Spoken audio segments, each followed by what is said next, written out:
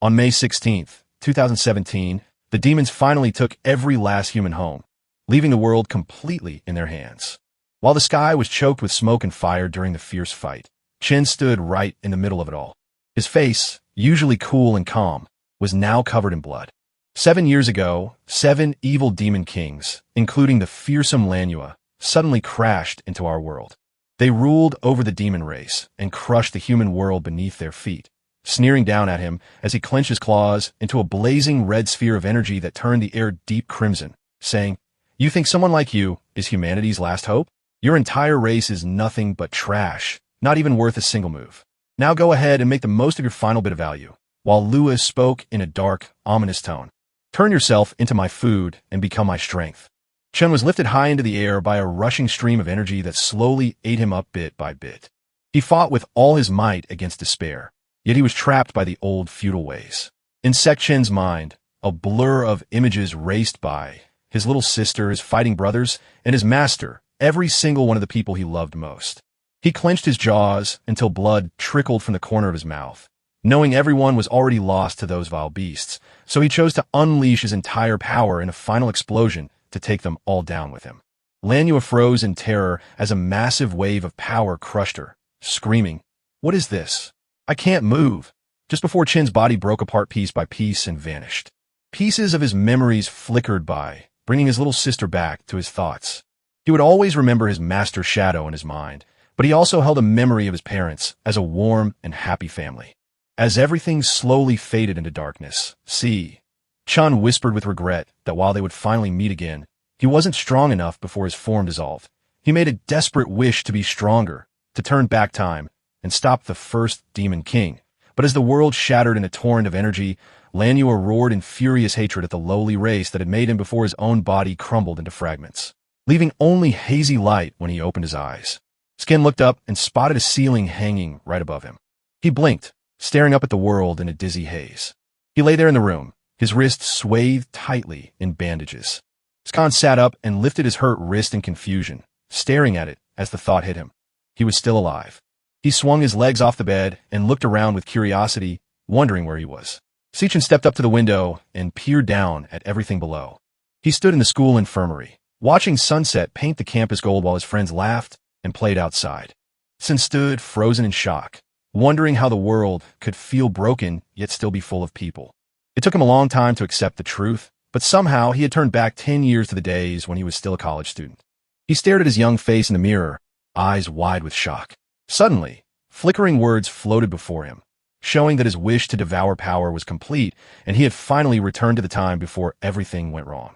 Skan rushed to check his phone and saw the screen glow with the date, May 16th, 2157, and the time, 4:15 p.m. It took him a long time to make sense of what he had just heard. He stood firmly in the past, exactly 10 years ago on May 16th, 2017, knowing full well that the first Demon King wouldn't appear for another 3 years. Suddenly, Chan was hit hard by those dark and scary memories from the past.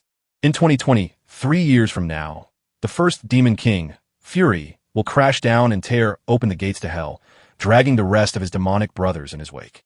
That was the spark that started the fire of total destruction, leaving him with nothing left. Sin stared at his own hands with a blank look, then offered a faint smile because he was back. He thought that if he could stop the first demon, Fury, from ever opening the Hell Gate, he could still change everything. The system kept glowing, announcing that the power fusion was finally complete. He curiously checked out the mysterious power status screen that had been floating right in front of him ever since he woke up. As soon as Chan reached out to touch it, the screen vanished and then switched to a detailed stats panel. Every single trait was maxed out, with strength, stamina, elemental power, speed, and mental might all hitting a perfect 100. Is this game-like data showing your current stats? Chun stood confused, staring at something he'd never seen before, since he had always relied on his rare awakened power, a gift held by only 1 in 10,000 people. He went to the National Awakened University, a special school that only took students who had the gift of awakening. But sadly, in his past life, he managed to survive 4 years of college only to remain at the very bottom, where anyone could bully him. Chun rubbed his chin, suddenly realizing that this was likely why he had woken up in the infirmary, just as the screen abruptly switched to a new interface that instantly grabbed his attention. with a flash of lightning that boosts his speed tenfold and sharpens his strikes into paralyzing blows. The class Lightning Assassin stands ready with maxed out strength, magic, and mind to unleash devastating critical hits. Chun stood frozen in sheer shock, realizing the Lightning Assassin before him was the very same class he had mastered in his past life. His entire body shook as a strange energy surged through him, making him wonder if his past life powers had returned and why he felt awake so suddenly. Sichin couldn't wait to test his new strength, just as a notification appeared, and a sudden crash from outside revealed that someone had burst through the door. Sichin spun around just as Malong, his dorm mate, stepped in with a big pile of snacks. He shouted in surprise, "What?" Then Malong rushed over with a happy grin, asking, "Bro, you're awake. Do you feel okay now?" Chan replied, "I'm fine." Judging by Malong's reaction and how he looked at the glowing panel only Chun could see, it was clear that no one else could see this interface. Malong checked him over and said in amazement, "All your wounds are gone. You took a brutal beating just yesterday, yet you're healing faster than me. Your big brother." Chun glanced at the guy babbling beside him and gave a small smile. This was his dorm roommate, Mao. Even though Malong woke up in college and ended up near the bottom of his class, he was still alive and standing right in front of him now, which was impossible since he had been brutally killed by the third Demon King in his past life. Malong stared at Chun in shock, thinking he must be even stronger now, while Chun relaxed with a faint smile, finally realizing that he had truly come back. Malong suddenly remembered something and clapped his hands, realizing that tomorrow was the aptitude assessment. So since you were feeling better now, he urged us to hurry back and get ready. He rushed Sin toward the door, urging her to hurry because even if she wasn't awake yet, her graduation evaluation still depended on it. The campus ground remained as calm and quiet as ever. Everyone was busy with their own things, with some playing soccer and others jogging. Chun wandered slowly across the training field, and Malong shivered so hard at seeing so many living people again that he quickly rubbed his arms. But his friend just laughed and asked what was so creepy about it. He couldn't help but ask, "Bro, are we really just walking around this field?" While Chun stayed stuck in his old memories, his heart feeling heavy from a dark future he once lost, knowing that if he does nothing, that hopeless day will return all too soon. From that moment on, a fierce fire of determination burned in Sin's heart, driving him to craft a plan instantly and grow stronger faster than ever before. He knew that in this time, the only way to get stronger was to hunt down monsters inside the rifts. But all the big paths were already taken by the powerful guilds. No outsider could ever break in, but with these stats, I still don't know if my strength matches the other awakened beings and demons out there. The government ranked humans and beasts from top to bottom, but most students stayed at the lowest level, meaning only rare geniuses or guild members ever reached the top rank. So when Chin confidently claimed he was now stronger, a basketball suddenly flew out and smashed right into Maung's face, sending him crashing to the ground with a thud and shattering his glasses, just as a group of laughing guys on the stairs taunted them and said, "I told you these two can really take a beating." The arrogant guy pointed and demanded, "You two knew I was shooting hoops here, so why didn't you bring a couple cases of drinks?" Malong shook with fear, stammering an apology before rushing off to grab the food right then. Sin stepped forward with a calm face and a voice as cold as ice, stating plainly that he wasn't the one in the wrong and that it was actually the rest of them who should be saying sorry. He locked eyes with the man, asked in a cold voice, "Is it this one?" And suddenly, a flood of memories from the past rushed back to him. In a past life, Gongchang had once pushed Chun headfirst into the water. He got slammed into the bathroom sink over and over again. Maung cowered in the corner, shaking and pleading for it to stop, while Gongchang pushed Chin's head deeper into the water and mocked him for needing a little push to wake up, even as the laughing lackeys cheered on the cruel show. Once Chun stopped moving, everyone lost their interest and urged each other to leave because it was no longer fun. Malong rushed over in panic and asked, "Scene, are you okay?" Water rolled down his soaked hair across his face, blurring the lines between the rain and his own tears. More than anyone, Chan knew that pure malice wasn't just for demons, but also lived in the hearts of humans, just as Gongchang once threatened, "What did you just say?" before casually ordering his lackey to beat Gon until he woke up. After Xian spoke, Gongchang froze for a second and let out a confused "huh." Maung's bruised and swollen face showed he was weak as he asked, "Shin, what are you saying?" while a Gongchang warrior stepped forward with green energy surging down his arm, followed by his two lackeys. Zichen's eyes slowly turned as cold as ice while he just stared at his opponent without saying a word. He knew exactly who this was.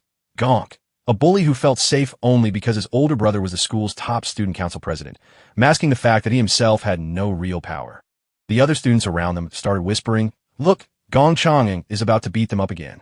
Fresh out of the infirmary and already taking a beating, the two weakest students in school face a cold-eyed bully who demands to hear what they said again. "Just leave us alone, all right?" He clenched his fist and grinned, saying, "Looks like you really need another beating, huh?" Zichan simply raised his fist to block the strike, doing so with zero effort. Gong Cheng's legs shook and he stumbled back, letting out a small groan. The crowd stood stunned, whispering, "What just happened?" as he actually managed to block Gong Cheng's punch. "He's still asleep? Wow, am I losing my mind or what?"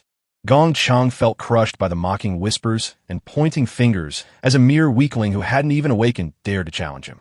Sin quietly gathered lightning in his palm with a smug grin, thinking, "Perfect test, dummy." The system flashed a message confirming the job change to Sec Lightning Assassin, instantly shooting lightning through the body to tenfold the movement speed, turning the power of lightning into a devastating blade that can paralyze enemies if it hits a weak spot, while also upgrading the stats to 200 strength, 300 elemental power, and 100 for vitality and mental power. Malong screamed in shock, asking when Sec Chun had awakened, as lightning danced around him while Gongchang donned his armor and swelled his hand to a monstrous size. He let out a mighty roar of excitement, clearly reminding you that you've just made a serious mistake by messing with the wrong person. He swung his giant fist toward Chen, aiming to deliver a killer punch. But in the blink of an eye, his mouth fell open as Sec Chen's fist slammed right in front of his face. Bam! The punch sent Gong Changheng crashing into the ground with blood flying backward. The class stood frozen for a split second before one punch sent Gong Keng flying. Malong stared in shock at the earth-shaking change, wondering if he had ever truly existed. They looked like they were dreaming until Sichin appeared, leaving Gong Chang face-planting into the dirt and screaming, "You dare sneak attack me?" while his useless lackeys stood frozen as their master charged forward like a grim reaper. Gong Chang, still hurting, growled as he charged again, shouting that he would kill you, but Sin just raised his hand, grabbed Gong's wrist with a tight grip, crushed it, and snapped it backward with a hard twist. Gong Chang fell quiet from the pain before letting out a scream of agony. Skan lifted his fist, wrapped in crackling lightning, sneered, "You're trash," and instantly the whole corner of the field was bathed in blinding lightning. Gong Chang absorbed the full punch, sending his body flying through the air like a broken ragdoll before he crashed down with a loud thud. A loud crash echoed, and everyone was shocked to see the arrogant bully taken down so badly. He was lying on the ground, his clothes torn and his body covered in blood, not moving at all. The entire room froze in silence as everyone stared at Chen in shock, leaving Malong trembling and unable to speak. Zichin, when did he suddenly become this powerful? Zichin peeked at his status window and quietly formed a few first thoughts. First, just as we all knew, he could turn into the assassin lightning form at any moment. As predicted, even though the system only showed one level, his base strength was already enough to take on the weakest awakened beings, proving he was far stronger than an E rank. We weren't sure what rank it was, but there was still one problem left to solve. He had clearly beaten him, yet the system's score hadn't changed at all. He yanked Gong King by the collar, lightning crackling wildly all around them. From behind, a calm voice spoke up, and Ling Wu, the vice president of the student council, stepped forward to remind him that this was still a school. She smiled and assured him that Gong Cheng wouldn't dare touch anyone again after this. So Tsun let go, leaving Gong Cheng to drop to the ground with a thud and lay perfectly still. He glanced at Ling Wu, wondering why a student council member was so eager to defend that guy without actually trying to kill him. If he didn't smash them completely, they would just keep showing up to bother him forever. Gong Cheng's two cowardly lackeys cowered behind a wall, hissing that his terrifying face meant they should never mess with him again and wondering if he was even the real Tsun anymore. Weren't those two the weakest and poorest kids in school? Sichen asked coldly, "Let's go," and Malong hurried to follow right behind. Ling Wu stepped back and whispered to himself, "The weakest and poorest, huh?" as the boys' dormitory came alive that evening. Malong rushed to tell everyone about the amazing afternoon, but no one believed him until he begged them, "Why don't you trust me?" Sun really woke up as a super strong lightning assassin. Malong even acted out the whole scene, waving his arms wildly and crushing Gong King. So now those guys are too scared to even look us in the eye. One roommate, the nuclear mage Xiangzhua, dug in his ear with annoyance and asked, "So where did you go then?" Malong paused, scratching his head as if trying to remember, and finally said, "I think he mentioned going for a run." He jabbed a finger at Malong's head and scolded him, wondering why someone with such power would even need to run through basic training like that, which felt completely pointless. Huh. Another one, Xiang Yu, also a nuclear mage, tapped away on his phone and chimed in, showing that Maung's brain really got knocked loose. Snap out of it, Xiang Su urged, since being roomed together just proved we're the 4 students with the lowest grades in our entire dorm block, and that fact can't change. Plus, I'm stuck as the dorm's eternal number 1, because while everyone can only pick one job in their life, and those 2 are just helpers, I'm the sole combat master here, a nuclear mage. This is the cold, unchangeable truth.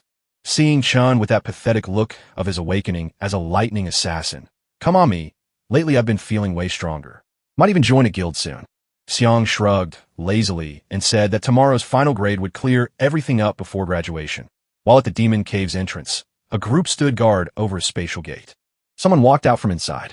Gong Ting, the school's student council president, waited ahead while Ling Wu trailed behind.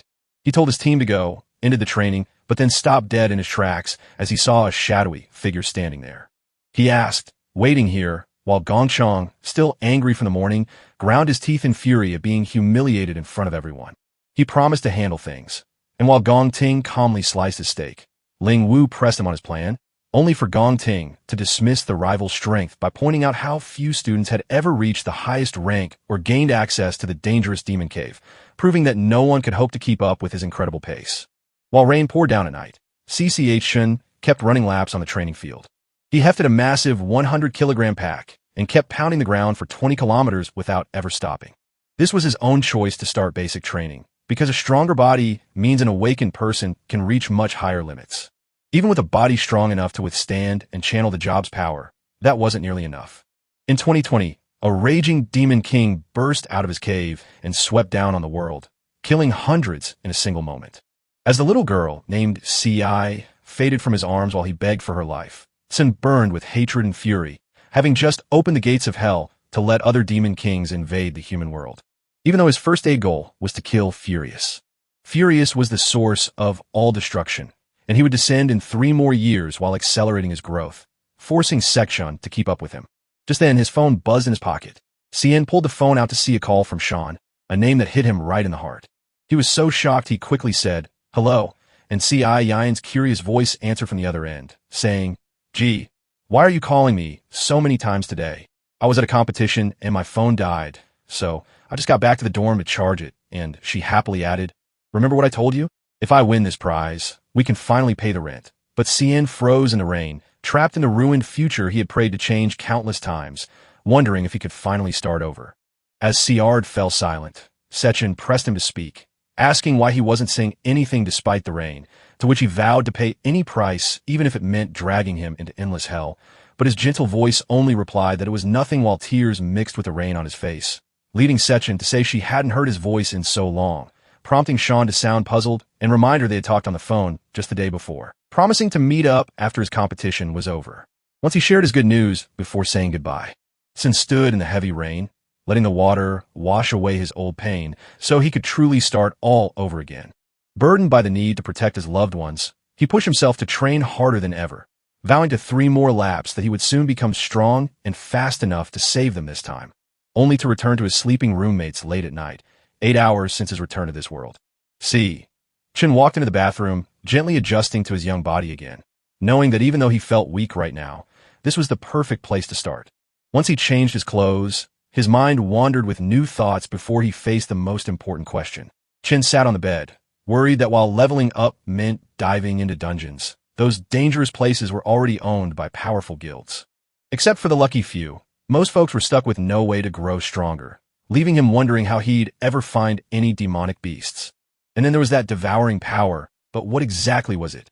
As he closed his eyes, the system state suddenly flashed into his mind.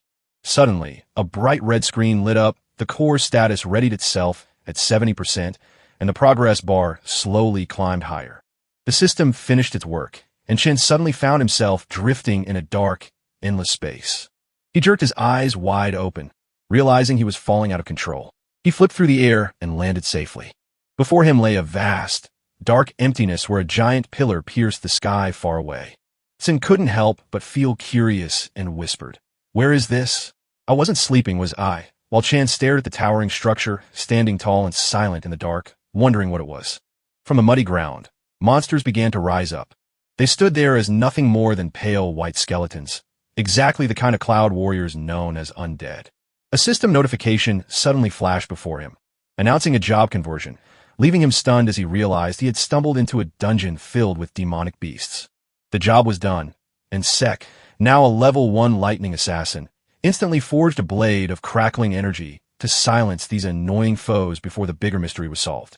As lightning surges through the new Flash God, movement speed tenfold, turning every strike into a deadly lightning blade that shatters on weak points to paralyze foes. The Cloud Warriors surged forward at him. Skin slashed the first enemy's weak spot with a crackling lightning blade.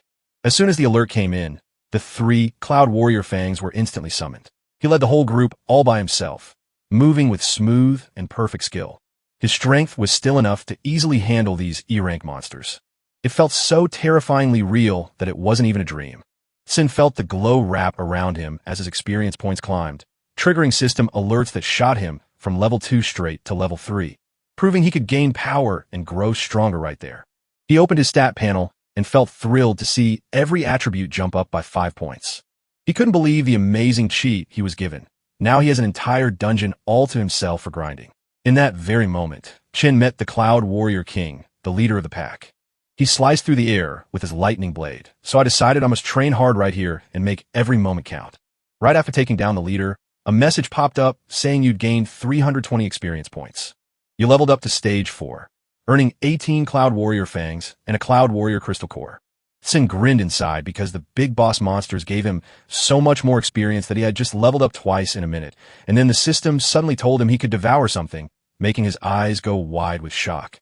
Chin stared at the words, asked himself what they meant, and then slowly raised his hand. Could the real point of devour power be to soak up the stuff from demons? The Cloud Warrior King, standing before him, melted into mist. He slowly pulled it into his palm. As he watched the system devour the demonic material and turn it into a card, his shock turned to awe when he gained the Cloud Warrior King title, a bone-chilling form that made him immune to the cold and boosted all his resistances. I can crush them, eat them, and turn them into my own work. Then, Chan felt a terrifying truth crash into his mind. This didn't feel like the time he absorbed energy from the Demon King Manhwa before. Seeing me drink this monster's power feels exactly like a memory from long ago. He finally realized just how powerful the Demon King Manhwa really was. The power that used to be his is now mine because I stole it. Every job has a built-in rank from strong to weak, so each person gets to hold just one title for their entire life. But now he was working 2 jobs at the same time. If I can eat other demon beasts, I might be able to take on all kinds of new roles. Sin couldn't stop himself from wondering how he ended up with such power as he glanced back at the mysterious demonic tower behind him. All at once, a crushing weight slammed down on him, making his knees give way. Skan stood frozen in shock, staring at that scary energy and wondering what was happening. From far away, a shadowy figure stepped forward with a deep, booming voice that claimed you had finally arrived after a very long wait, revealing itself as a powerful Lord-ranked monster that already knew your name was Chen. The government ranks awakened humans and demonic beasts from low to high, placing him as a D-rank warrior facing an overwhelming S-rank boss that dominates every stat. Yet during their brutal fight, where the creature knew his name and had countless chances to kill him, he gripped his lightning blade tightly, recalling how he nearly died reaching S-rank in his previous life. But every strike missed his weak spots, just knocking him down over and over again. His body was launched so far across the ground that he couldn't help but fight just to get back on his feet. The Lord spoke in a cold tone while still fighting hard. Skan knew what it wanted, to bring him down. The Lord gently urged him to think again about staying to guard the demon tower with him, calling it a once-in-a-lifetime chance. But he flatly refused and declared he would never stay in this cursed place. Just then, something sharp shot up from the ground like a blade and cut across his shoulder. Fresh blood was sprayed everywhere as the Lord, barely holding back his rage, shouted that he would kill you since you were the only one who can reach this place. He held his hurt arm tight and looked quietly for a way to escape. The Lord poured out a rush of mighty energy, giving him one last chance, so I am asking you one final time. An enormous chunk of earth rose high and demanded, stay put or be crushed into pulp, while Skan shouted his choice and was struck by lightning as he charged to kill the enemy. The Lord threw huge rocks his way, but Skan just laughed, leaping from stone to stone until he was right in front of him. He already had his own plan because the earlier talks had made it crystal clear to him. Every time a slash came, There was a half-second pause where he watched the wrist's angle, guessed where the blade would go, and slipped out of the way. Most critically, every time the hammer swung, the machine needed a quick 0.2-second pause to catch its breath before it could strike again. If he hits that weak spot, he'll strike while they're totally caught off guard. Slash the lightning blade straight through its heart in a split second. He remembered that his lightning blade could focus into a single strike for critical hits, paralyze weak spots, and at least hold Drank in place for a few seconds, even if he couldn't kill Shrank. The speed was too great, and we couldn't get far enough away earlier, but a few seconds will be all I need to slip away. Sin shot forward straight at the only beam of light he'd spotted while fighting. Right when his hand was reaching for the light, it disappeared. Khan froze in shock, just as the light vanished from the air. The Lord laughed coldly, but that was just a trick I left behind. The exit you seek doesn't exist because this place is no dungeon at all. It kept going, but you spotted my weakness fast, which was quite interesting. Even when everything went wrong, you stayed cool, figured out what to do, and bet everything on a tiny spark of hope, proving you're the kind of person who can change things. The final message rang out, revealing that this place is the Ashura Purgatory. Chen froze in shock at the creature's look, remembering seeing it before on Demon King Manhwa. Khan turned a blind eye and instantly sliced his lightning blade at the Ashura. Suddenly, he remembered that this battle against the Demon King Manhwa had already happened in his past life.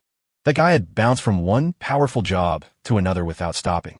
Some casters unleashed terrible fire that burned everything to ash, while others turned vines into weapons that wrapped around and attacked their foes. Then the lightning-based ones unleashed storms of electricity everywhere. Skin closed his eyes and felt the memory wash over him. So clear it was like watching a movie in his mind. One of those forms looked just like the creature before him, staring calmly as if he were already beaten, and Shen realized the horrifying truth. The same devouring power that once consumed Manhwa had merged with him, and as he boldly gasped, he wondered if he was actually standing inside his own body. The user let out an impressed, "Oh," his voice brimming with admiration, noting that this warrior was not only a fighting master but possessed a razor-sharp mind, and with a smile he said, "You deserve to take everything here." Khan stood frozen, completely stunned by everything he saw around him. A key suddenly appeared in the Ashura's hand, glowing with a faint, ancient light that he revealed as the SSS Grade Time Rift Key, the only one capable of opening the Demon Tower's gate. The user kept talking, saying that Manhwa ate so many terrifying demons that the toughest ones are now locked away inside the tower behind me. Devour them, grow stronger without end, and turn them all into your own power. The key floated right in front of him. Chan grabbed the key the system just gave him, but when he asked why they were helping, the user answered with pure hatred that even demons had good and bad, and that his clan had been slaughtered by a king who only cared about himself. "I've been waiting my whole life for a chance to take revenge, and luckily, I finally found you," he said after a short pause, "because that person you spoke of wasn't wrong. Only you can succeed." Zen quickly asked, "Who is that person?" before the user reminded him that all the answers are hidden inside the Demon Tower and urged him to go find them himself, just as the user began to fade away. He left one last command: "Carry my power within you and seek vengeance against them." Skin still couldn't believe it, but he had to hold on to his power. As the user slowly turned into smoke, he whispered one last command before disappearing. "From now on, you must get stronger, open the Demon Tower's gate, and eat everything inside. The demons inside won't show you any mercy like I did because they're the most cunning and vicious creatures in the world. But you have to push through it all, knock everyone else down, and stand at the very top of the world." After finishing off every last Demon King, the user's body finally faded away, leaving him strong enough to be worthy. As the user's body vanished into nothingness from his last bit of strength, a rush of pink energy shot up from the dust and flew straight at Sek-chun. He lifted his hand to catch it. System updates and level-ups brought him to level 14 with 2 rare bones in hand. So Sek-chun clenched his fist and whispered a vow. "I'll carry a piece of you with me." Then he got a new card that let him turn the strength of dead bodies and the wild wasteland into his own power, giving him 3 deadly ways to crush his enemies by changing gravity and hitting them with light, heavy, or ultra-heavy force, which made him clench his fist and vow to make them bleed for every drop of blood they shed before a brand new day started. The first light of dawn slipped through the dorm window. A familiar shout echoed in his ears, urging him to hurry and get up right now.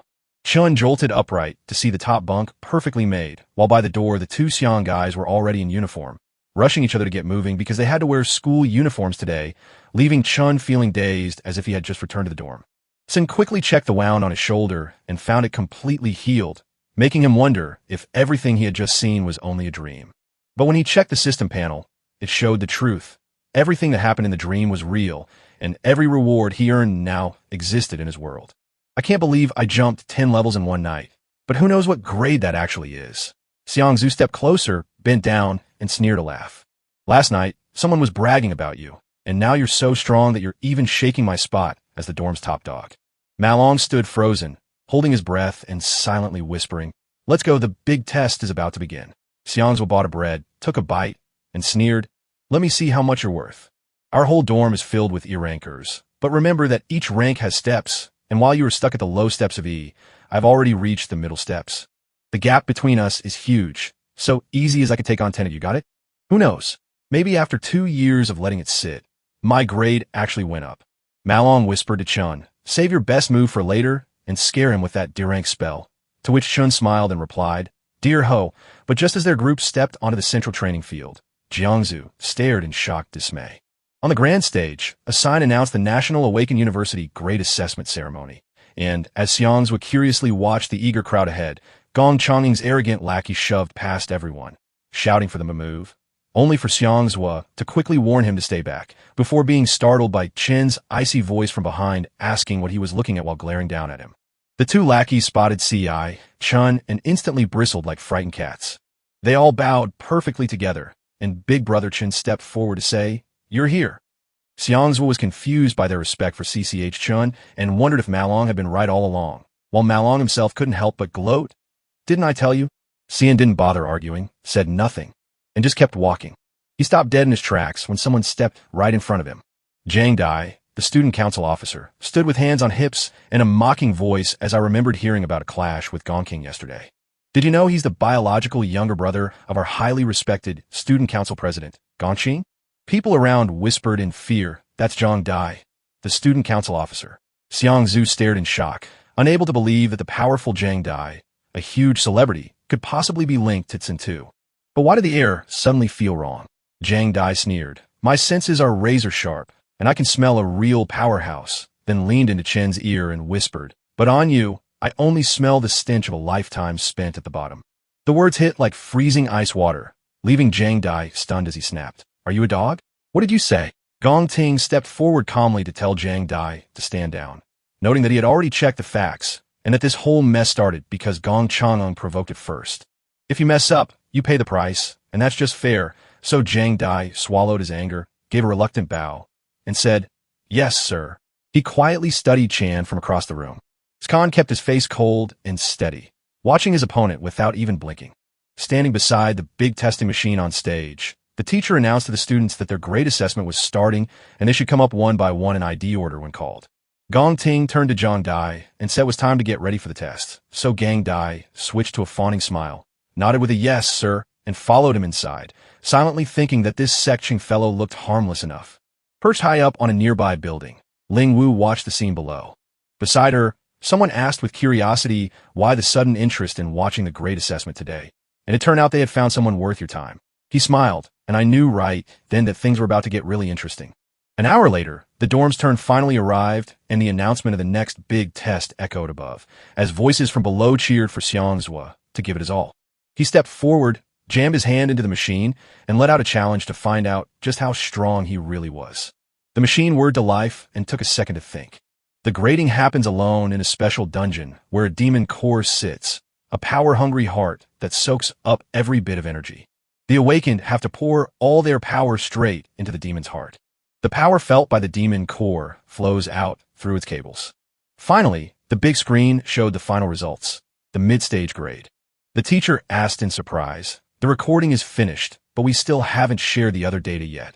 Malong's heart raced as the moment he'd been waiting for finally arrived, bringing the most crucial part of the story right to the front.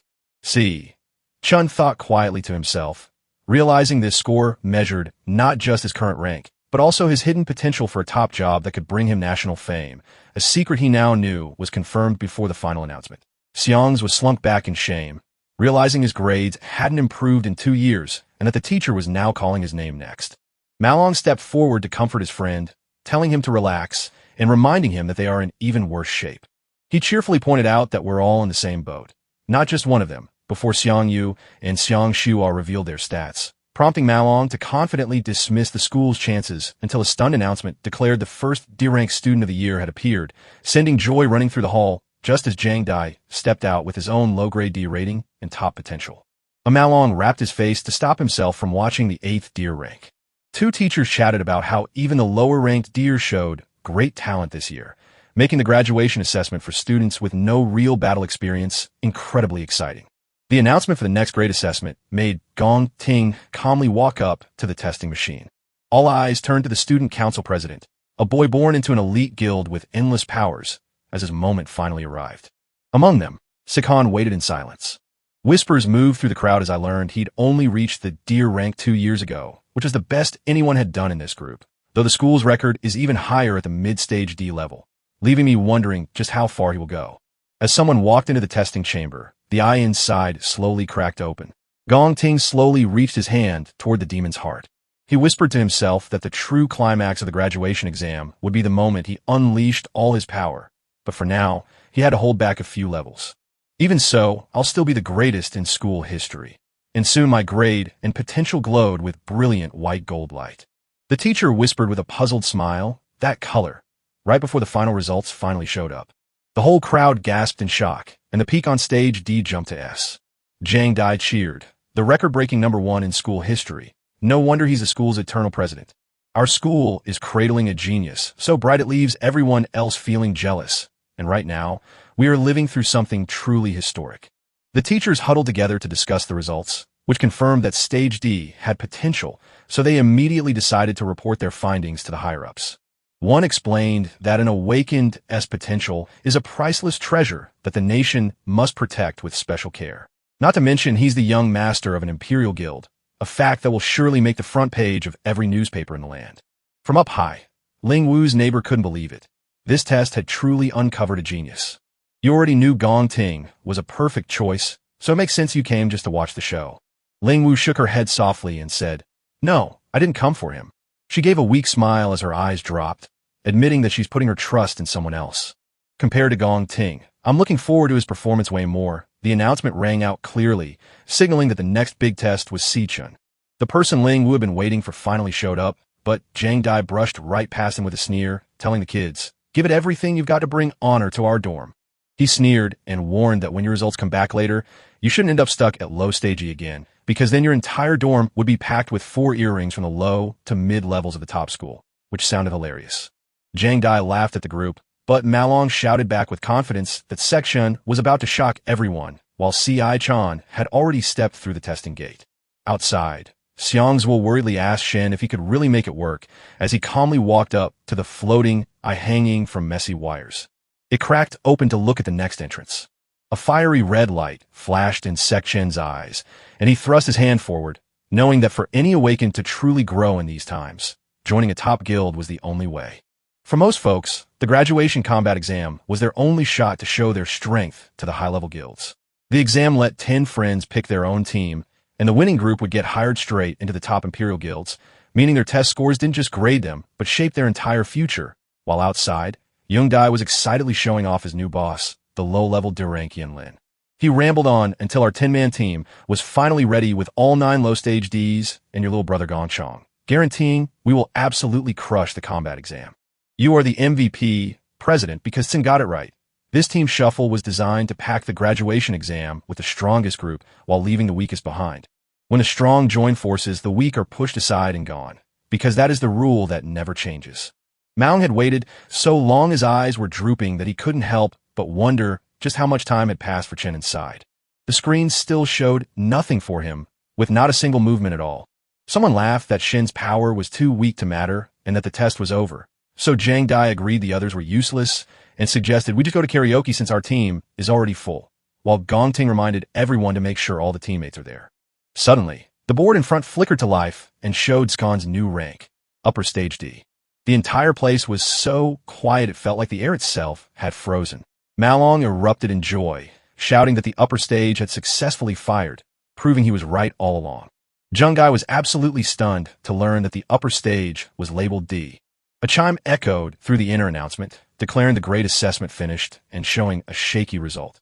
The upper stage D system has spotted demon core instability, but the reading might be wrong, so it's asking for a retest. Sin thought it over, realizing that using his basic form meant his level 10 strength was already as powerful as an upper stage D. The update arrived with news that the job switch is happening now and has already been finished. Right now, he flipped to the Cloud Warrior King card while Chen held his breath for the next test of his weakest ability. Outside, his grade display began to shift and showed mid-stage C. Everyone was stunned even more, wondering what was going on because Tsin's grade had just gone up again. Zhang Dai squinted, convinced his eyes were playing tricks on him because seeing AC rank here felt like a glitch. Even the teacher was completely baffled, having never seen anything like it before and wondering exactly where the whole system went wrong. The message echoed again, warning that the system found the demon core unstable and that the results might be wrong, so it asked for another test. Chan tested with confidence, and it looked like my other two jobs would both fly above C rank. The screen kept flashing updates, showing the job change moving from in progress to finally complete. He finally turned to the Ashura Purgatory card, ready to unleash his strongest power.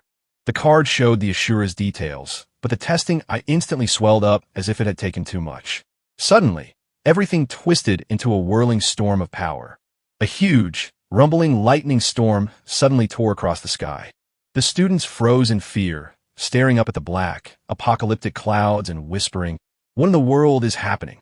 Xiang Yu clasped his hands in prayer as history made the dorm famous with the birth of a legendary hero. Khan's grade and potential kept changing all the time. Final announcement, potential S. The teacher gaped, another S potential. Gong Ting stared hard, feeling the tension rise. The system screamed out warnings because it was too overwhelmed. As the S on the screen faded, a mechanical alarm blared out, warning that the system had crashed. 3 S's flashed in a row, a power so wild it overwhelmed the whole system. The teacher's face went so purple from shock that it looked like a bruise. The screen burst open and broke apart into shards. He rushed inside, just in time to see the demon core overload, so he hurried up to check on it. The teacher called out to Chen, asking if he was all right, but when he looked down at what was below him, he suddenly stopped in his tracks. The eye turned gray and dead. He stammered in shock, and the demon core finally gave up the ghost. He knelt down to check it, wondering if it was just from using it too much today. Si-chan stared at the screen, thinking to himself that while he had been too rough and killed the demon core, it turned out to be a pleasant surprise. A new notification flashed as Devour successfully consumed the demon core crystal, revealing that a grade could now sense threat power levels within 100 meters and issued danger warnings. A discovery that left even Chen surprised since Devour's power could now devour demon core strength as well. He walked calmly out of the testing gate just as a green light flashed in Chen's eyes, showing that the demon core crystal had activated. He looked over the crowd on the field, where grades floated above everyone's head. Cien smiled to himself, thinking, now I can see everyone's grades. That will come in handy. He noticed Gong Ting was only at mid-stage C, meaning the man was hiding his true power, which was fine since being at that level wasn't anything special anyway. Just as the teacher stepped out and cleared his throat, the demon core suddenly burned out from too much use, forcing him to pause today's tests. Warned that since data might be wrong, promised to tell the bosses, and let the rest of the class go home until a new device is ready tomorrow. The crowd cheered for Chun, but I didn't care because the data was definitely right. Our C-Chun is a total genius and a real legend. So tell me, do you want to grab some food today or head back to the dorm? Zhang Dai steadied himself and sneered, convinced I knew the truth. A nobody like you couldn't possibly reach C rank without the equipment glitching. He yelled that you smashed the demon core and tried to leave, calling you reckless for wasting everyone's time and leaving them stuck without tests until tomorrow. A faint spark of lightning jumped in Sechen's hand. Murderous intent rose in him. This guy will never stop, and maybe I should end it. Gong Ting stepped forward with a scowl and warned Zhang Dai to back off before leaving our teammate alone, and Zhang Dai froze like he'd been hit with a sharp poke to his spot, instantly shutting his mouth. Gong Ting smiled warmly and reached out his hand, inviting Chen to join his team and face the graduation combat exam together. We were going to set a new world record. Cien stared down at the hand reaching for him, while the distant crowd stood frozen, not realizing that Gong Ting had personally invited Cien to join his team. Zhang Dai panicked, realizing that if this guy joined, they'd have to kick someone out and he'd struggle to explain it, especially since joining Gong Ting's team basically meant locking down first place in the graduation exam. So many people bribed and begged to get in, but what exactly does he have that makes everyone fight for him? Before he could think of a reply, Gong Ting spoke first with a calm voice full of confidence. inviting him to join his team. We'll face the graduation combat exam together, and the record-breaking score will definitely be ours, even as Jang Da's hand shook with a forced, ugly smile while pretending to pat Chen's shoulder in fake goodwill before finally saying, "Since that's the case, welcome aboard." Smack! Chen slapped the hand away hard, his voice icy and gold, showing he wasn't interested. Zhang Dai stopped dead in his tracks, shocked by the harsh no, while Gong Ting's brow knitted together at the surprise. Zhang Dai blew up, pointing his finger and shouting, "Do you even know what you're saying, brat? Our team is the strongest in the whole school." But Chen just cut him off with a flat look and said, "It has nothing to do with me. Stop making such a racket and leave me alone." He turned and coldly told Ma Long and Xiang Yu, "Let's go," while Zhang De roared in anger behind him, his face turning red and his teeth grinding loudly. The crowd whispered, "Chen actually dared to reject Gong Ting. Does he have the guts to do that? Maybe he wants to take first place all to himself, but his test shows he's in the middle of something that's going to get really dramatic." Maung and Xiang Yu whispered in pure excitement, their faces twisted with a scary, ready-to-kill arrogance that made Section look incredibly bold by comparison. Gong Ting offered a quiet smile, his voice calm as he said there was no problem, noting that it seemed Brother Chen had his own plans from up high. Yuan Long sighed with regret. "What a shame they won't team up. I was hoping for a new record this year." Ling Wu replied calmly, "This path is far more interesting." Gong Ting, born with a silver spoon, knows that rejecting him is a straight declaration of war. "Our president isn't someone easy to deal with," someone noted. Down on the field, Zhang Dai was still furious, believing his results were only possible because of a glitch, and he truly thinks he's the best in the world. Gong Ting watched Section leave with a cold stare, his voice dropping low as he vowed that even if the odds were 1,000,000,000, he would never let anyone steal his top spot. He yanked Zhang Dai forward by his collar, his voice dropping low to reveal the truth. "These guys are just students with no real fighting skills, while we are the elite who have secretly cleared countless dungeons with me." Zhang Dai nodded frantically, his eyes flashing with malice, and offered, "How about I go teach him a lesson for you?" Gong frowns, wondering if he looks petty, but Yung Dai panics and insists he didn't mean it that way, only for Gong to shrug off the moment and tell him and the team to handle karaoke themselves without his help. After Zhang Dai gets the hint and confirms Gong won't be involved, a lackey soon arrives to report that Brother Chen isn't at school. My subordinate whispered back, "Yes, sir." I caught him saying he was going home, and he didn't even stop to eat. Zhang Dai's face lit up because he knew the heavens were on his side. Once I'm out of school, I can really get serious about working on him. Zicham walked home at a relaxed pace. Memories of his past life rushed back to him, recalling how a top-tier guild raid in the St. River country had gone terribly wrong when they stumbled upon a demon far too powerful for them. Raging with fury, the whole guild was wiped out. Furious burst out of the dungeon and fell into the world, carrying nothing from his old life but that one thought: to find the secret dungeon where the furious monster was hiding. Skin quickly made a plan and rushed to the secret silver monster exchange to get the big sum of money he needed right away. Soon enough, the secret silver would turn into the biggest monster trading spot for the whole nation. Weapons and gear were the key to his awakening strength, and the exchange was the perfect spot to buy what he needed or sell what he didn't earn quick cash. Skin set a few Cloud Warrior fangs right on the counter. The surprised staff member picked up the item and asked the young student where he got it, but the man just curtly said dropped for monsters before a nearby woman whispered that they were rare drops from ear-rank Cloud undead that could be made into staves or ground into powder, only for the man to angrily cut her off and complain that he didn't need that lecture about such strange stuff. The shop caters to high-status VIPs who can only afford premium items, so when this guy worries about selling cheap trinkets and getting promoted to manager, it's just because business has been slow lately. So unlucky. Always dealing with these annoying nobodies who bring zero profit, so better to pass the blame on the newbie. He stepped back and shouted, "Hey little Lee, take the rest, do it well. I got high hopes for you," while the female staff member handed the money to CCH Shun and asked if there was anything else needed. CCH Shun glanced at the cash and knew it was enough for rent right now. He pulled a huge greatsword out of his bag. He set it down on the counter and then pointed out the weapon. The female staff member gasped in awe, thinking the greatsword was so cool. She peeked over in awe. "I've never seen one like this, but it feels at least bank. No, maybe even ink." The staff from earlier came back, took one look, and laughed it off, saying, "Get real. Real weapons sell for millions on the market. So how many years have you been here, and you've never even touched one?" From behind, a calm but firm voice interrupted. "He's right.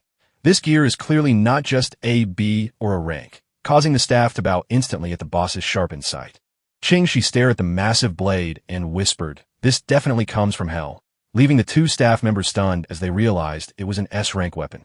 Boss Ching Shiai quickly snatched Chen's hand and pulled him along. His attitude was unusually enthusiastic as he welcomed the esteemed guest with great honor. "Follow me to the VIP room," he said with a smile while adding, "Ask for anything you like," and soon Skin arrived.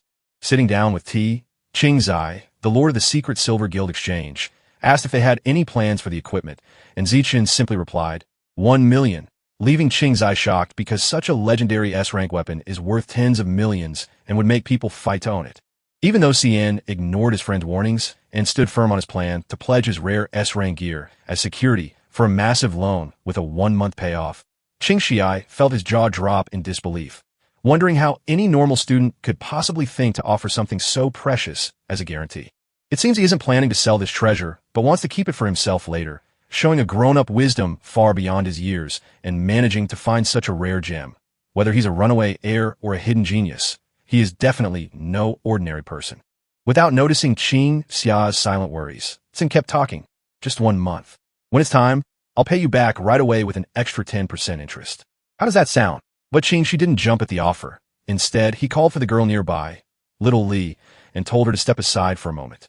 As soon as she went, Ching Jia's face changed, and he told me that since you're going to National Awakened University's graduation combat exam next month, where the winner gets 1 million credits, just what you're borrowing, I'm not mistaken. I bet you're bold enough to take the lead.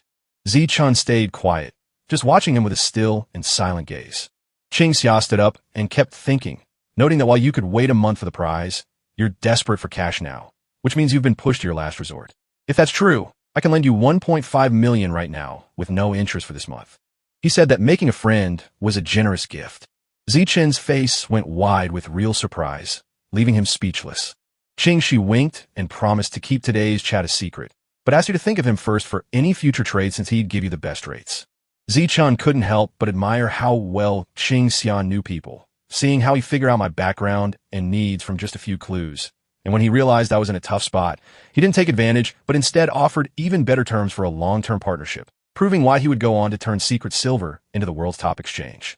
To bring down Furious, he knew he couldn't do it by himself. He needed friends he could trust, so with a smile he shook hands.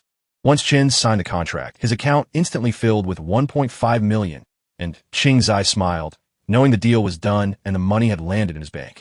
Then, as if remembering something, he added, "Also, with such a great weapon pawned, what will you use for the graduation exam? Need me to lend you some gear?" Skan gently turned us down, saying we didn't need the rare S-rank gear since we already had enough top-tier B-rank and A-rank equipment. He drew out another greatsword just like the first one. Seeing him carry 2 S-rank weapons at once made the 3 of them sweat bullets, leaving them wondering, holy crap, what is this?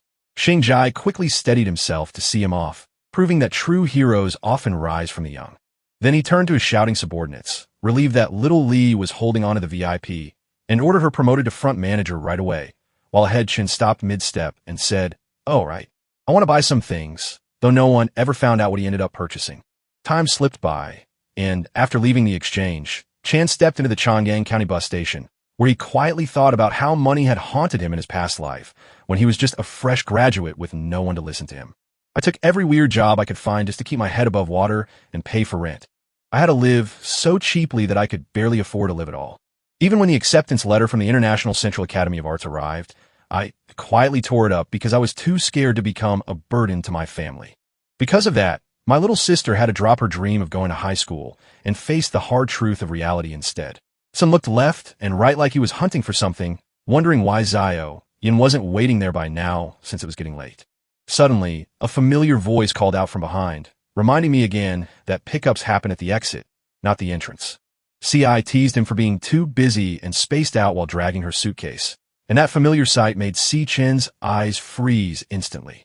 But CI didn't seem to notice anything strange and kept complaining, "Gee, why aren't you helping me with my luggage? Hey Jay, why are you spacing out like that?" She didn't know the truth, but only CCH Chun did, and after 7 long years, he had finally found Zio Yin again, whispering her name to himself. His sudden hug annoyed his little sister, who jabbed his ribs and shouted, "Are you trying to crush me? What's wrong with you lately? Did some girl reject your confession or something?" As she talked, she carelessly threw her bag at him, and he clumsily answered, "No, not like that. Hurry up, let's go home." "Home!" Si Yin shouted with joy, and right then, the siblings happily walked back together. Behind her, CCH Chun kept his eyes on his sister's retreating form with a heart full of love. He vowed to himself that he would never let anyone suffer again, while Jang Dai secretly plotted against the C siblings and told his lackey to follow the exact path the little punk Chun always takes on his way home. We'll set a trap right here and strike the second he walks in. I'm going to show him exactly what happens when he provokes me. One of the underlings warned, trying to stop President Jang Dai from acting, since so many student council members were watching and might use this as an excuse to criticize them. But Jang Dai nearly roared with anger, declaring that he'd just teach the annoying brat a lesson, but was also furious that low-level ear ranks thought they were C rank enough to touch what belonged to him. I'm going to make sure he can't even take the graduation exam in 2 weeks. I'm one of the best cloud assassin prodigies in the whole school, so get that show-off punk off my back. While he talked, he pulled out a strange dagger and walked straight to where the C siblings, Manhwa, were waiting. As Sion walked, she couldn't stop worrying about her brother, wondering if his strange behavior and pressure from the upcoming graduation exam were to blame. Anyway, a shut-in like you probably wouldn't get tangled up in emotions, but gee, no matter what, you gotta pull yourself together, just like you used to tell me, life is long, and opportunities will come soon enough. She happily sang the song's words, "Believe in yourself," her carefree smile lighting up the dullness in Chen's heart, while he secretly chuckled to himself that her sharp instincts knew something was different the moment they met. Yet she still thought they were just living their usual frugal life. So he played along and smiled back, saying he was fine, even though she was actually doubting him, pretending to be tough just like men do when they get older. Right then, Jang Dai's group slipped silently right behind them. One henchman confirmed the target and whispered, "Boss, the punk brought his little sister along," which made Jang Dai's eyes sparkle with delight, knowing there were no cameras in that alley, meant it was their chance to strike. He spoke with joy, blissfully ignorant that CCH Chun had already caught their scent, recognizing the arrogant student council who dared to intrude. Without a second's thought, he slipped the earphones into his sister's ears and began to guide her. "Zio Yin, there's a song I've been obsessed with lately. Give it a listen," because Yin didn't suspect a thing about Gage suddenly getting into music. As she spoke and thought quietly to herself, she realized that good music can carry a person's feelings. "I want to get to know you a bit better, G." As CI enjoyed the music, Chen got ready to face Gang Da's crew, whose strength suddenly seemed to tower over them. As CI kept listening to the song, the armed group surged forward together to strike. Sin's anger finally flared as he thought, "In my past life in 2160, I lost my last family, but after being reborn in 2167, I was finally able to find my sister again. It's been 7 long years since he last saw his family. And you dare show up, you bunch of troublemakers." He didn't wait a second. He rushed right at the leader and sent the guy flying backward like a torn sack. That wasn't the end. Sin instantly poured his power into his fist and struck the long-haired punk, who froze in total panic. Before the guy could react, Chen moved like lightning, knocking out him and the 2 thugs behind him with a knee strike that sent a red-shirt thug flying backward. Another man in a black shirt spotted the scene, tightened his fist, and charged forward. Chan caught the punch with ease. Then he quickly brought his elbow up, breaking the guy in the black shirt's arm. The pain made him burst into tears as he stammered, "My arm." Before he could finish speaking, he got a full fist smashed right into his face. He flew backward as if he'd been fired from a cannon. By now, Jung Dai couldn't hold back his panic. He was terrified to see how incredibly strong this kid had become. Number 54 begged for mercy just as Cien rushed straight at him. Cien used his strength and speed to quickly knock out the rest of the lackeys. At last, driven by unstoppable force, he charged straight up to Jang Dai. The scared president yelled to himself to get brave, while I, a deadly cloud assassin, stood ready. "You think you can beat me?" he challenged, thrusting his dagger forward, only for C.I. Chen's fist to strike even faster. One punch smashed Jang Dai's face sideways and sent him flying backward like a dead dog. Sin didn't wait. He rushed forward while Jang Dai was still falling and hammered his chin with a punch strong enough to crack a mountain. Teeth and lips were twisted together in a blood-soaked tangle. Once again, his battered body spun and rolled far away until it crashed into something and finally stopped. By this point, Jungda's eyes were so blurry they couldn't see clearly. Zichen moved in front of him and whispered words that sounded like a threat. "I made it very clear that you shouldn't push my buttons." "What? You don't understand human speech." Jang Dai was so scared he nearly wet himself. His bones felt broken and legs turned to numb wood, and just as regret washed over him for thinking CCH Chun was his friend, the man yanked him close, pressed a dagger to his face, and whispered that one more word meant death, proving with terrifying certainty that he really would kill him. Jang Dai froze in horror, wondering how a simple student could carry such deadly killing intent and what terrible past he might have hidden. Sun glared and warned him once more to listen carefully to every word he was about to say. Do whatever nasty thing you want, just don't bother me again, or if you dare threaten my little sister's safety, or even look in her direction, I will make you disappear forever. With fear pressing down on him, Jang Dai could only sob and shake his head wildly to say yes. Happy with his work, Si-chin tossed the dagger aside and turned to walk away. While his little sister Si-yin kept dancing to the music, she had no idea that something had just gone wrong.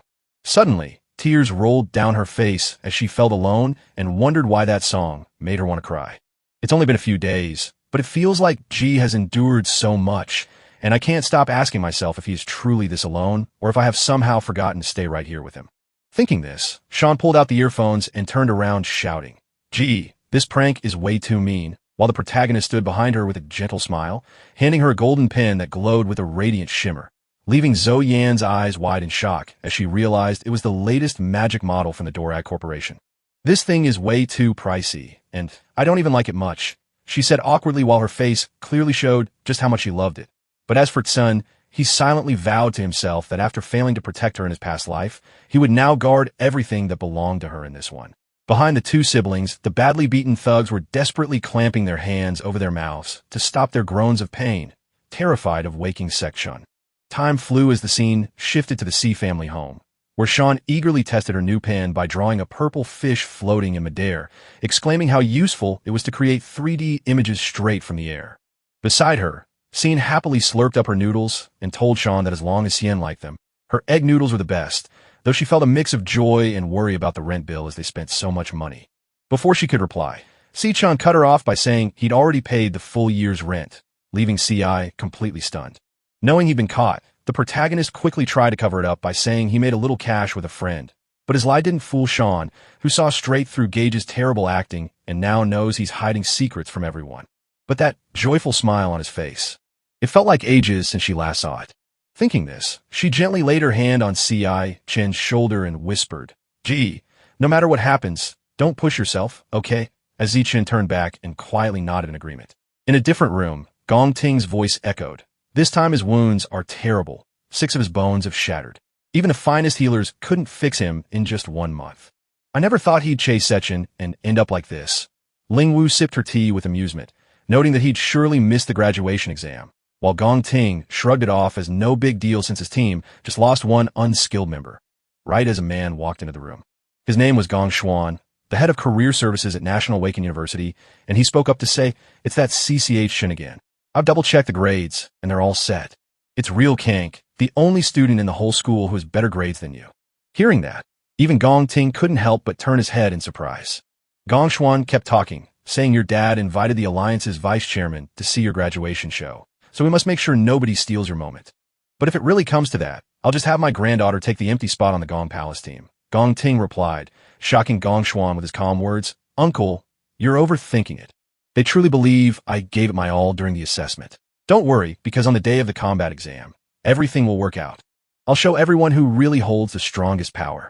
The scene shifted back to Chen, who stood under the water and silently checked his day in his head. With today's 100-kilometer weighted run finished, and my money troubles finally sorted, everything is clicking into place so that once I graduate, I can finally launch my real plan. Now the goal is to win the million-prize title in the graduation exam, and use that money to pay back Qing Xia's debt completely. I must honor my deal with Qing Zai, because I'll need his help for many things down the road.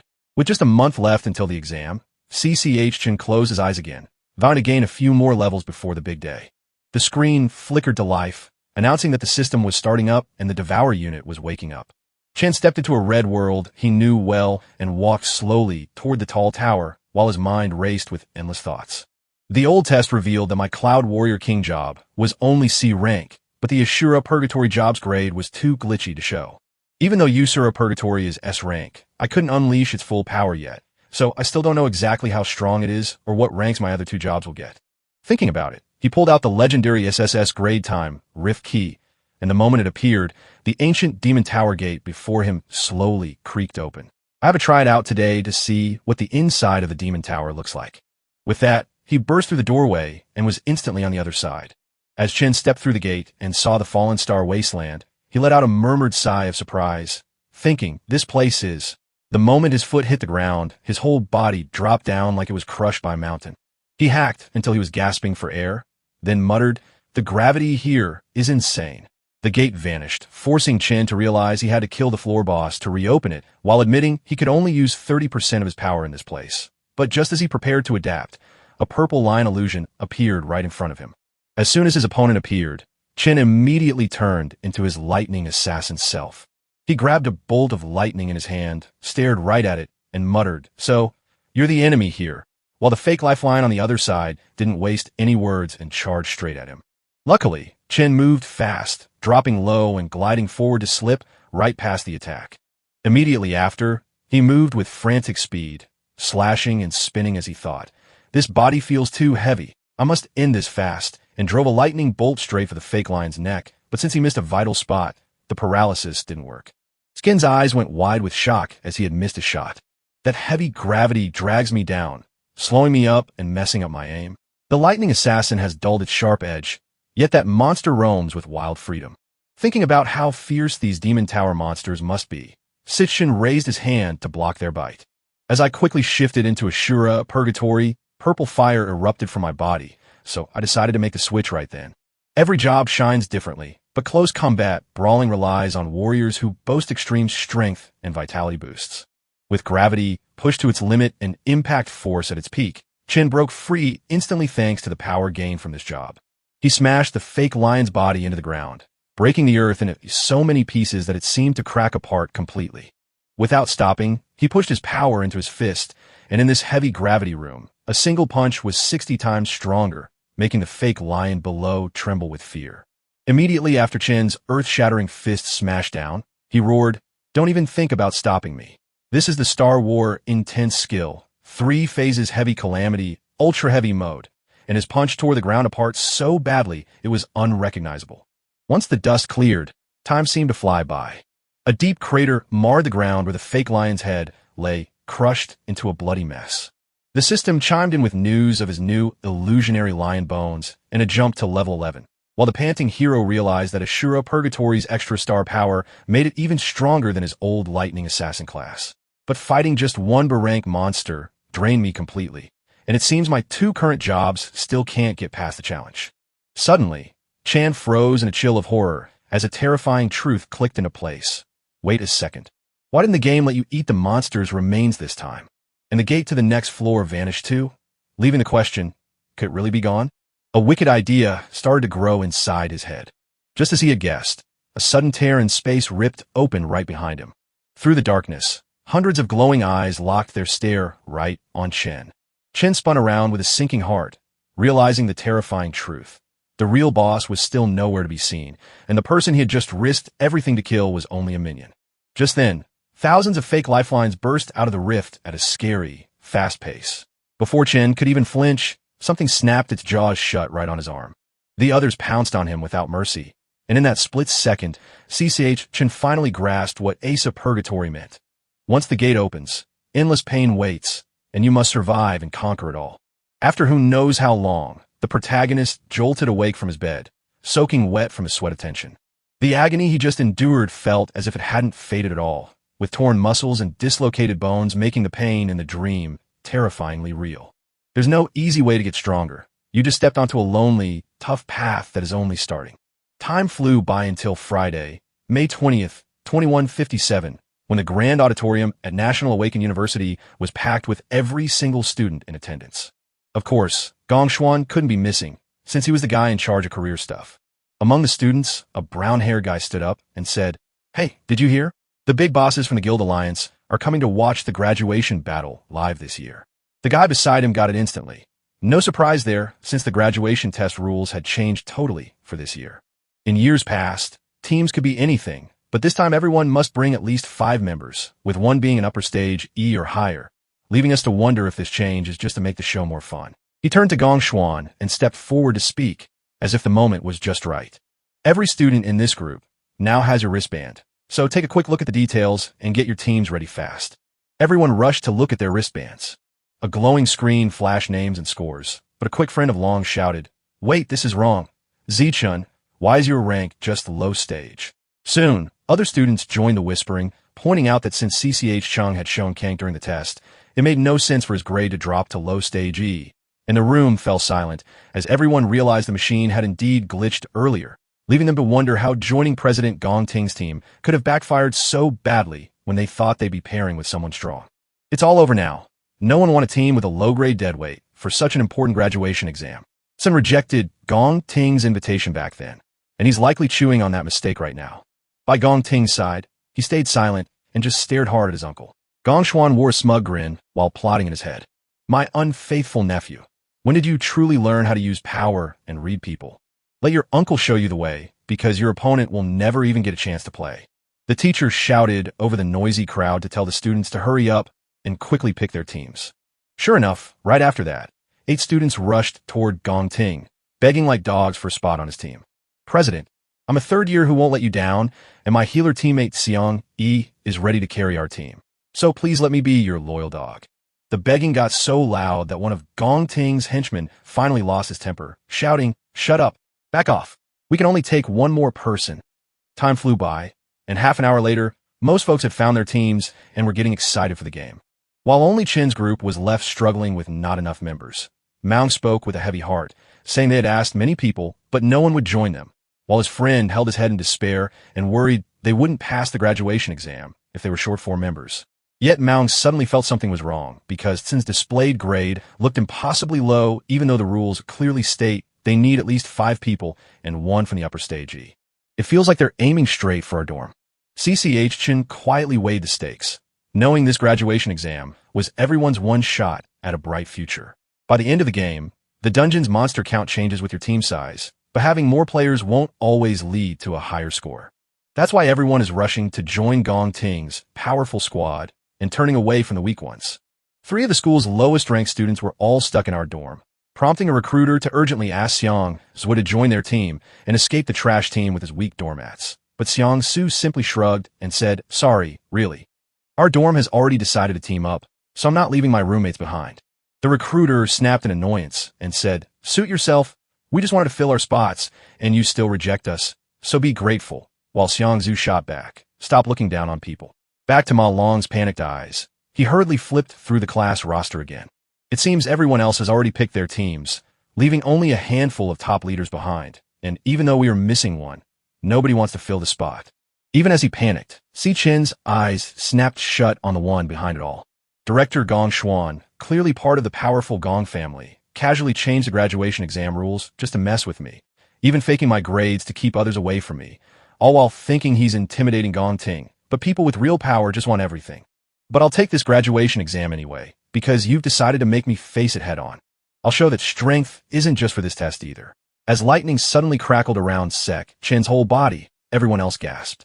Malong rushed to calm him down, shouting, "Hey, what are you planning to do?" and asking Tsin, "What's the plan?"